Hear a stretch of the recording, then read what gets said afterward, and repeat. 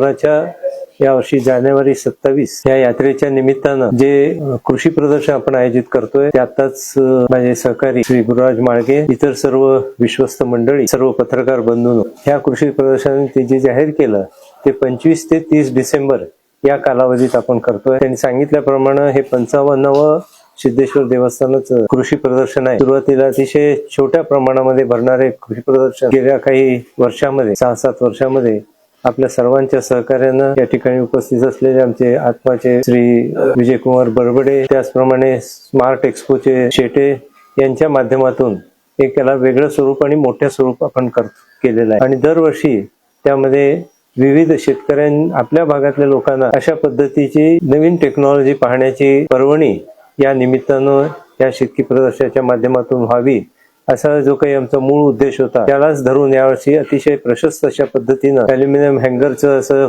जवळजवळ 500 फुटाचं टेंट त्या ठिकाणी उभा केलाय. अतिशय अत्याधुनिक पद्धतीची सर्व सोयी सुविधा त्या ठिकाणी जे स्टॉल घालणार आहे त्यांच्यासाठीही सर्व सोयी उपलब्ध केलेल्या आहेत.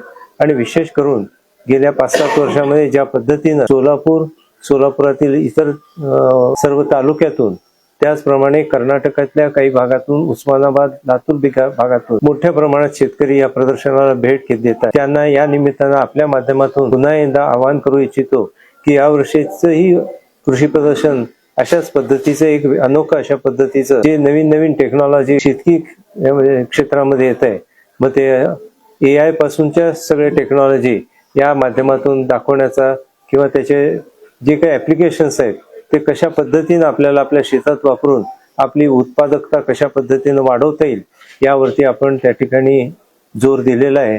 आताच माळगे यांनी सांगितल्याप्रमाणे दरवर्षीची तर दालनं आहेत, परंतु त्याबरोबर जे पुष्प प्रदर्शनाचे पुष्प म्हणजे प्रत्येकाच्या घरामध्ये प्रत्येकाला एक फुलझाडी, गुलाबाचं जे वेड असतं ते कशा पद्धतीनं आपल्याला पूर्ततेस नेता येईल तशाच पद्धती घरोघरी, आपल्या अंगणामध्ये, आपल्या गॅलरीमध्ये, त्या ठिकाणी आपल्याला घराला लागेल अशा पद्धतीचा भाजीपाला आपल्याला कशा पद्धतीनं उभा करता येईल अशा पद्धतीचे सगळे त्या ठिकाणी घरगुती अशा पद्धतीचं पीक उत्पादनही त्या ठिकाणी आपण प्रदर्शित करणारच आहोत. परंतु त्याचबरोबर विविध जातीची जनावरं, त्यांची स्पर्धा, त्याचप्रमाणे सगळे देशी बियाणे, ह्या अशाच अनेक स्टॉल्स वेगवेगळ्या अशा पद्धतीनं आपण या निमित्तानं भरवतोय.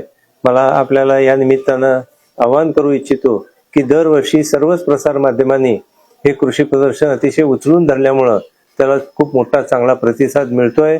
याही वर्षी आपल्याकडून तशाच पद्धतीनं ह्या 25 ते 30च्या होणाऱ्या या 5 दिवसाच्या कृषी प्रदर्शनाला आपण चांगल्यातली चांगली प्रसिद्धी द्यावी.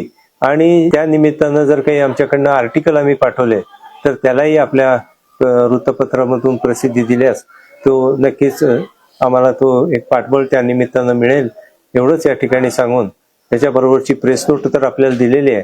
म्हणजे लहानसहान गोष्टी सांगत बसण्यापेक्षा त्या सगळ्या प्रेस नोटमध्ये आलेल्या आहेत, तर त्याला जास्तीत जास्त आपण प्रसिद्धी द्यावी एवढी एक अपेक्षा या निमित्तानं व्यक्त करतो आणि आपले आभार म्हणून माझे 2 शब्द सांगतो. गेल्या वेळेस सुद्धा राज्यस्तरीय कृषी प्रदर्शनाला खूप मोठा रिस्पॉन्स मिळाला होता.